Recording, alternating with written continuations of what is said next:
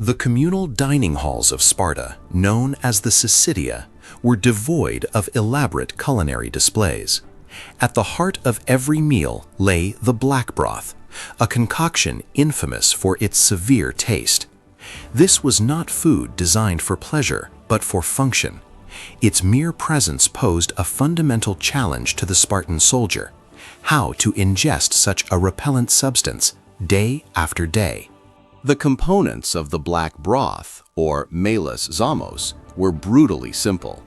It primarily consisted of boiled pork, blood, salt, and vinegar.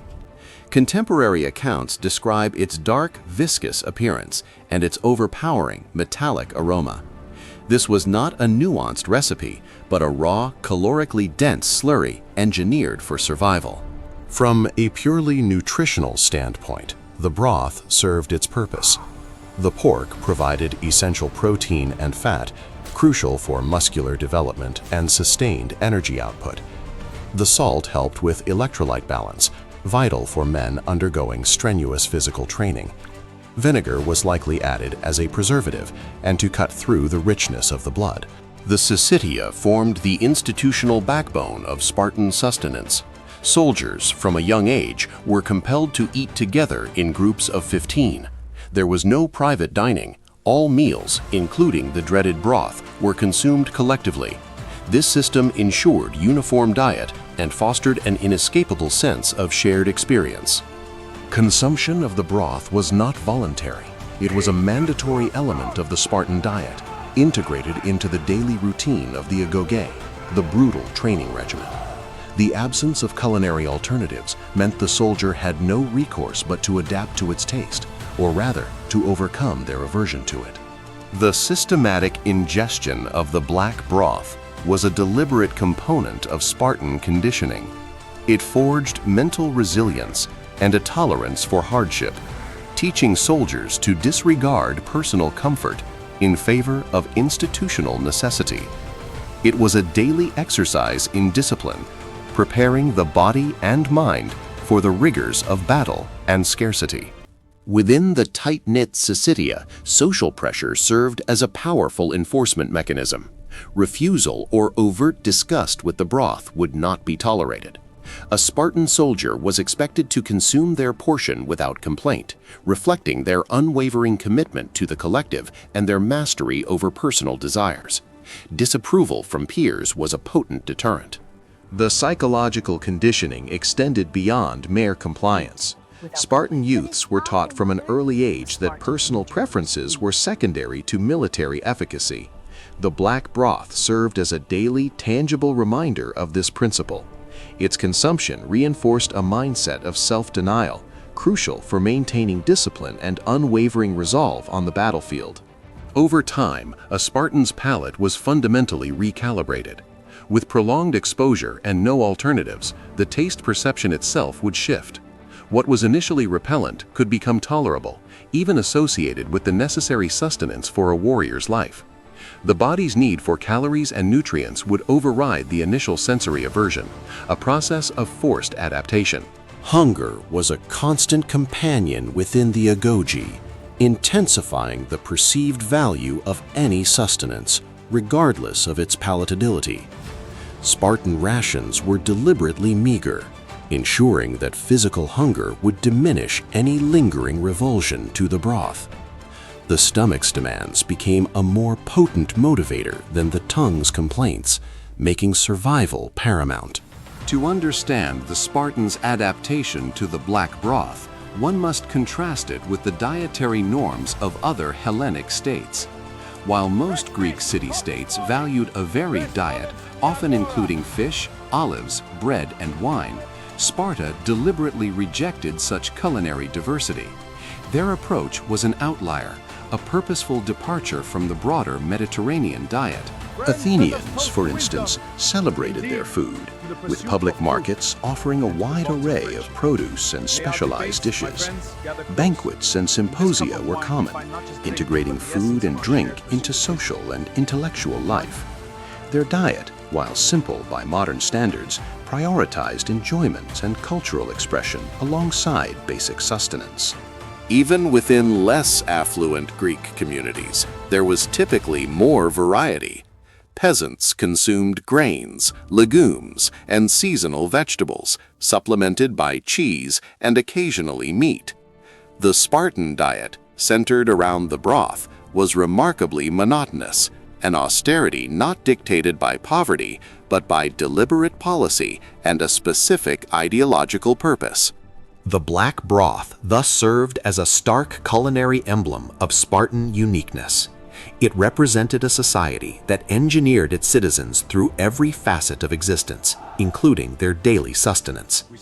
This was not a dietary choice, but a systemic enforcement designed to cultivate a warrior ethos unparalleled in the ancient world, even at the cost of basic pleasure. Despite its initial effectiveness in forging resilient warriors, the black broth diet, as part of the broader Spartan system, eventually faced critical sustainability issues. Its rigidity and reliance on specific resources meant it struggled to adapt to demographic shifts and external pressures. The very uniformity that made it strong in one era became a vulnerability in another, indicating systemic limits. The primary agricultural labor force, the helots, were crucial for producing the foodstuffs required for the Spartan diet, including the pork for the broth. As helot populations periodically revolted or their numbers fluctuated, the consistent supply of ingredients for the Syssitia became less reliable. This dependency introduced an inherent instability to the entire food system. The diet's monotony and lack of variety, while fostering discipline, may have led to long-term health implications for some. While basic caloric and protein needs were met, a highly restricted diet can result in micronutrient deficiencies or an overall decline in general well-being over extended periods, particularly when combined with strenuous physical demands. The long-term physiological cost was high. As Sparta's influence expanded and its soldiers campaigned further afield, they were exposed to more diverse diets and culinary practices in other city-states. This exposure potentially eroded the unwavering acceptance of the black broth. The appeal of varied, more palatable foods from outside Laconia introduced a new challenge to the ingrained Spartan austerity. The cultural insistence on the broth, deeply intertwined with Spartan identity, made it resistant to reform. Even as circumstances changed, the institutional logic dictated adherence to established practices, making it difficult to introduce dietary improvements or diversify food sources that might have been more sustainable or palatable in the long run. This rigidity became a critical weakness.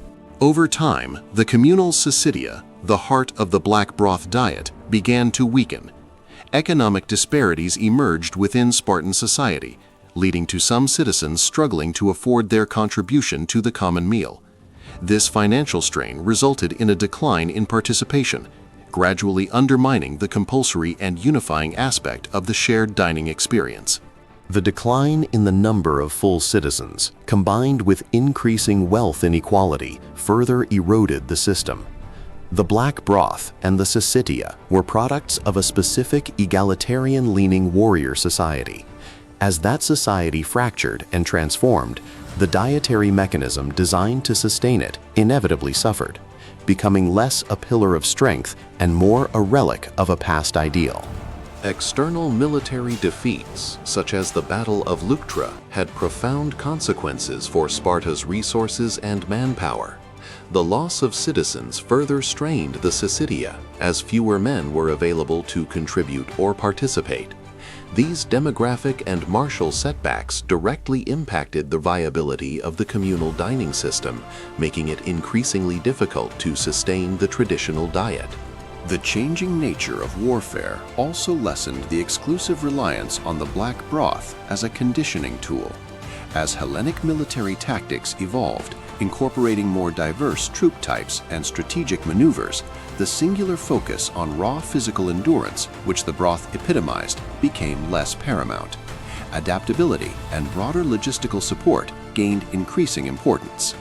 The gradual influx of foreign wealth and luxuries into Sparta further challenged the ascetic ideal represented by the broth. As trade and diplomatic relations grew, Spartan citizens were exposed to the comforts and varied diets of other nations, which inevitably made the harsh, uniform diet of the Syssitia less appealing and harder to enforce across all social strata. Reforms by later Spartan kings, such as Aeges IV and Cleomenes III, attempted to revive the ancient Lycurgan laws and re-establish the strict communal living, including the Syssitia.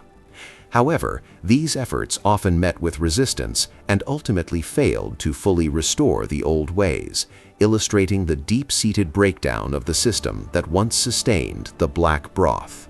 As the communal spirit waned, the shift towards more individualized pursuits and wealth accumulation became evident.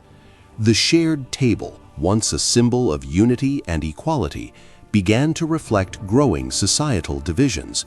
The logic of mandatory shared sustenance struggled to compete with the desires for personal property and private consumption.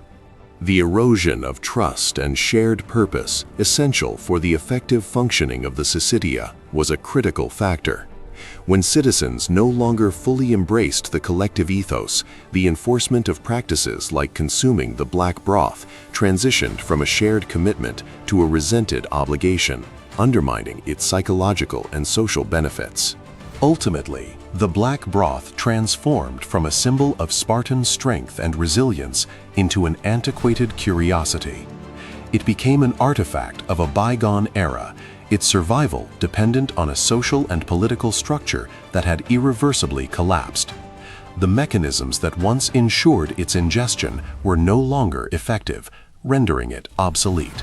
The very rigidity that initially defined Spartan society and its diet ultimately contributed to its downfall. The black broth, as a symbol of this unyielding system, lacked the adaptability required to navigate evolving geopolitical landscapes and internal socio-economic pressures. Its unchanging nature became a liability. The long-term demographic crisis of Sparta, marked by a shrinking citizen body, meant fewer men were available to participate in the Syssitia or contribute to its sustenance. This vital feedback loop, where the system fed its warriors, who in turn maintained the system, catastrophically broke down, making the communal diet unsustainable. The black broth was not merely a meal, it was a daily ritual, a constant reinforcement of Spartan ideology. When this ideology began to fray due to external pressures and internal dissent, the compulsive consumption of such an unpalatable substance lost its intrinsic meaning and coercive power. It became an empty, resented tradition. Ultimately, the black broth did not disappear entirely overnight, but rather faded into historical memory as a curious, almost mythical component of Spartan austerity. Its functional necessity vanished with the collapse of the society that engineered it, relegated to anecdotes about a bygone warrior culture. The Spartan soldiers' survival of the black broth diet was a testament to extraordinary social engineering and human adaptation, a deliberate triumph of collective will over individual sensory experience. It showcased the extreme lengths to which a society would go to forge its ideal citizen, demanding unwavering commitment even in the most basic act of sustenance.